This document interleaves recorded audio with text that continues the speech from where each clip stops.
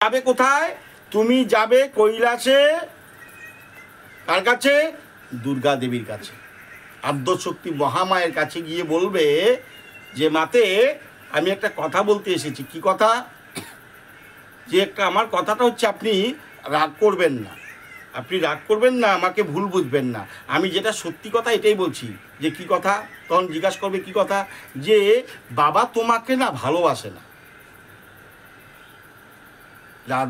মানে রাধারানী বলে দিচ্ছে নারদকে, নারদকে বলছে তুমি গিয়ে দুর্গাকে বলবে, মানে ভোলানাথ বাবা দুর্গাকে ভালোবাসে না। কেন ভালোবাসে না? তখন ঘটনাটা বললো, এখন বলবো আমি। তাহলে এই ঘটনাটা বলার পরে উনি কী করলেন, সঙ্গে সঙ্গে চলে আসলেন কৈলাসে। এসে দেখে ভোলানাথ বাবা তো শ্মশানে পড়ে থাকে, সবসময় শ্মশানে থাকে। এখন মা দুর্গা আদ্যশক্তি মহামায়া কৈলাসে আছে। আর মাকে গিয়ে প্রণাম করলো। মাকে প্রণাম করে বলছে মা একটা কথা আমার বহুদিন থেকে একটু মনে মনে ভাবছি, আপনার সঙ্গে একটা কথা বলবো, এই সময় হয়ে ওঠে না, বলতে পারি না। যখনই আসি হয়তো বাবা আপনার সঙ্গে বসে থাকে, দুইজনে সমাধিতে বসে থাকেন, যার জন্য বলতে পারি না। আজকে যখন ফাঁকা পেয়েছি একটু কথা বলার আছে। যে কী কথা? যে মা আমার মনে হয় বাবা আপনাকে ভালোবাসে না।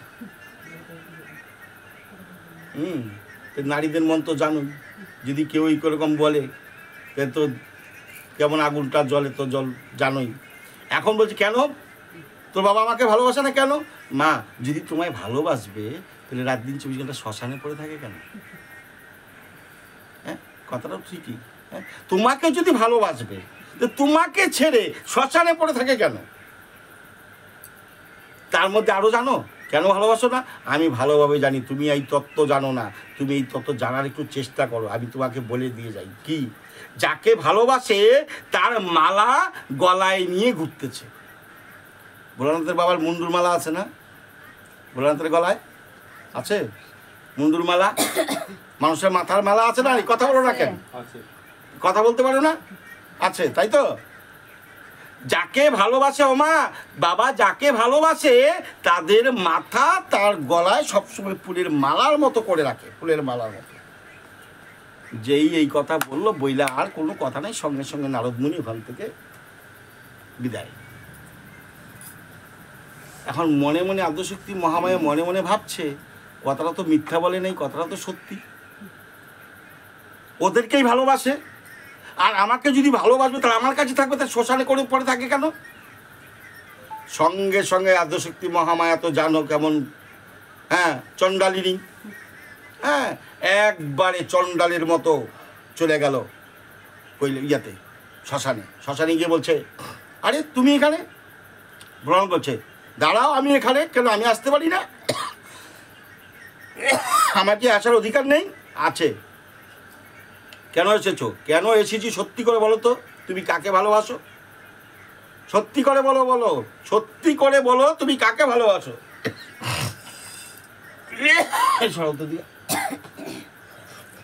কাউকে ভালোবাসি না। তোমাকে এই তত্ত্ব কে বলেছে?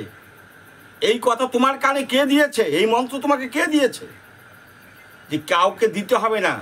আমি মনে মনে বিচার করেছি, যদি আমায় তুমি ভালোবাসো তাহলে তুমি রাত দিন 24 ঘন্টা শ্মশানে পড়ে থাকো, কারণটা কি? হ্যাঁ, কখন ভালোবাসো আমাকে? তার মধ্যে যাকে তুমি ভালোবাসো সত্যি করে বলো তো, এই মুন্ডুর মালাগুলা কার? এই মুন্ডুর মাথাগুলা কার? যাকে তুমি ভালোবাসো তার মুন্ডুর মাথা কি করো? মালা করে তুমি ফুলের মালার মতো গলায় বেঁধে রেখেছো। এখন এই কথা শুনে ভোলানাথ বাবা বলছে সত্যি দেবী, আমি তোমায় ছাড়া অন্য কাউকে ভালোবাসি না। আমি সত্যি করে বলছি। সত্যি করে বলছো? বলো তো তাহলে এই মাথাগুলা কার, এই মুন্ডুগুলা কার? এটা তো বলা যাবে না। ও বলবে কি করে? কি করে বলবে? যাকে ভালোবাসো তার নামটা তো আমাকে নিতে পারছো না আমার সামনে।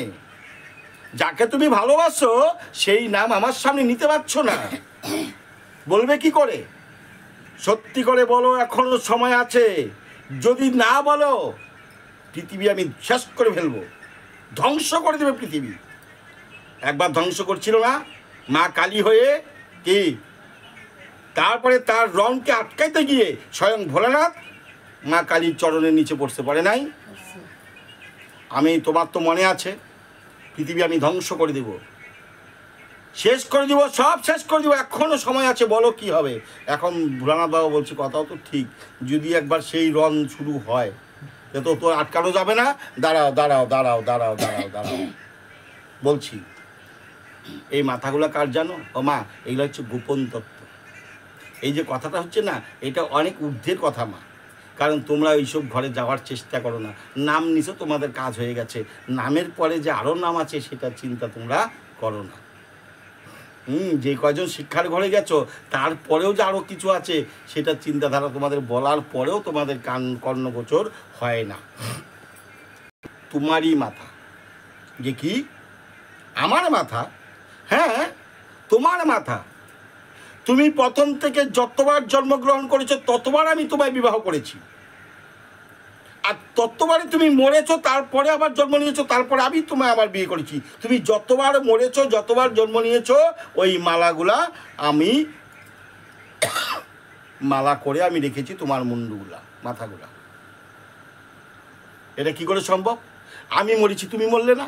যে না আমি মরিনি, আমার তো মরণ নেই, আমার মরণ নেই। প্রণব বলছে আমার মরণ নেই, আমি মরিনি, তুমি মরেছো। আমি মরেছি, তুমি মরো নাই কেন? যে আমি মরিনি কেন, এখানে বিশাল একটা রহস্য আছে। কি রহস্য? এটা তো বলা যাবে না। কেন বলতে পারবে না? কেন বলতে পারবে না? সম্পূর্ণ কিছু বলতে হবে আজকে, একটাও ছাড়বো না, সবই বলতে হবে। এই দেখো, আমি ভাগবতের টোটাল রস আস্বাদন করেছি। ভাগবতের কথামৃত রস আস্বাদন আমি করেছি, কৃষ্ণ কথামৃত রস আমি আস্বাদন করেছি। যে একবার এই শ্রীমদ্ ভাগবতের কথামৃত রস আস্বাদন করতে পারে তার আর কোনোদিনও জন্ম মৃত্যু হয় না। হ্যাঁ, এই ভাগবত তত্ত্ব যারা একবার নিগুড়ভাবে শুনতে পারে বা ভজন করতে পারে বা হৃদয়ে ধরতে পারে তার কোনো দিনও আর জন্ম মৃত্যু হয় না। সেই ব্যক্তি একবারে প্রভুর চরণে লীন হয়ে যায়, প্রভুর দাস হয়ে যায়। যেরকম প্রভুর কতজন নারী? 16,108 জন, 16,108 জন নারী। তাহলে 16,108 জন ঘর, 8টা ঘর, প্রতিটা ঘরে একই সময় ভাবে উনি গিয়ে তাদের সঙ্গে লীলা ফুর্তি করেছে স্বয়ং ভগবান। তো ওই রকম ভাবে এই যে আমরা যে আছি প্রত্যেকে, তো আমরা কে? আমাদের জগৎ স্বামীকে, আমাদের জগৎ স্বামী অনাদিরাদি গোবিন্দ। তাহলে আমরাও তাকে স্বামী বলে ডাকি, তাহলে উনিও আমাদের প্রতিও লক্ষ্য করে। তাহলে জগৎটাই হচ্ছে উনার বসে, আমরা উনার বসে আছি। হ্যাঁ, তাহলে এই ভাগবত তত্ত্ব যদি আমি সঠিকভাবে শুনতে পারি, ভজন করতে পারি, তাহলে কি হবে? একবারে প্রভুর চরণে লীন হয়ে যায়, তখন তার আর কোনো জন্ম মৃত্যু নাই। ঠিক আছে, ওই তত্ত্ব আমাকে শোনাও। তুমি তো এতদিন এই তত্ত্ব শুনেছো, তুমি তো এতদিন আমাকে কোনোদিন বলো নাই। এতবার আমি জন্ম নিয়েছি, এতবার আমি মরেছি, আমার মাথা মুন্ডুগুলো তুমি গলায় মালা করে রেখেছো, তুমি তো আমায় বলনি। এইবার আমাকে বলতে হবে রাসের তত্ত্ব কথা, যে এইটা তো বলা যাবে না। এই তত্ত্ব কথা তোমাকে বলতে গিয়ে যদি এই কথা যদি কারো কর্ণে যায়, কারো কর্ণগোচর হয়, সে অমর হয়ে যাবে। আমি এত কিছু বুঝি না, তুমি আমায় রাসের তত্ত্ব কথা, ভাগবতের তত্ত্ব, গোপনীয় তত্ত্ব কথা আমাকে বলবে। জেদ নারী লোকের জেদ তো জানো, নারী তো কাজ যাও, তুমি থাকো, আমি বাপের বাড়ি, নাকি? হ্যাঁ, ঠিক আছে ঠিক আছে, তোমাকে বাপের বাড়ি যেতে হবে না, আমি বলছি শোনো। তখন কি করলেন? স্বয়ং ভোলানাথ